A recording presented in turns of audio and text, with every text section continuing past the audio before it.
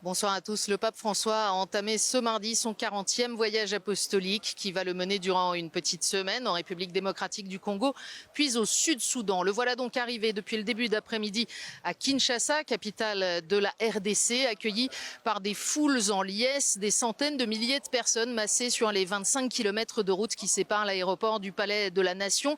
Une foule d'autant plus joyeuse qu'elle avait dû affronter la déception du report de la visite papale initialement prévue en juillet, comme l'explique l'archevêque de Kinshasa, le cardinal Fridolin Ambongo.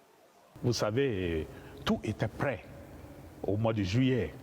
Et c'était juste 3 semaines avant qu'il n'arrive que nous avions reçu cette nouvelle qui a sonné comme un coup de foudre. Que le pape ne venait pas, ça a été une déception terrible pour le peuple. Cette fois, c'est réparé. Le pape François est bel et bien au Congo, mais le programme a tout de même dû être modifié pour des raisons de sécurité, comme il l'a expliqué dans l'avion.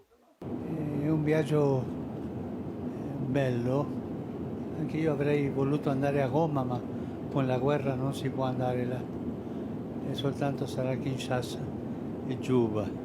C'est donc à Kinshasa que le pape François rencontrera des victimes de la violence dans l'est du pays, une violence portée par quelques centaines de milices armées, dont plusieurs pilotées par les gourmands voisins, le Rwanda et l'Ouganda, qui lorgnent sur les richesses de la RDC. Mais dans le reste du pays, la situation n'est pas simple pour autant pour la population. Il y a la corruption, la confiscation du pouvoir et des richesses et le manque d'infrastructures qui pèsent lourdement sur le quotidien des gens. La situation du pays est dramatique, pour dire la vérité. Le peuple congolais aujourd'hui, c'est un peuple qui est abandonné. Il est abandonné à son triste sort. Et dans ces contextes de désespoir, apprendre que le successeur de Pierre vient le visiter, mais pour le peuple, c'est une visite de réconfort. Une visite de réconfort dans sa souffrance. Une visite qui va lui donner une raison d'espérer. Une population à 90% chrétienne et à 50% catholique qui écoutera donc avec attention les paroles du Saint-Père.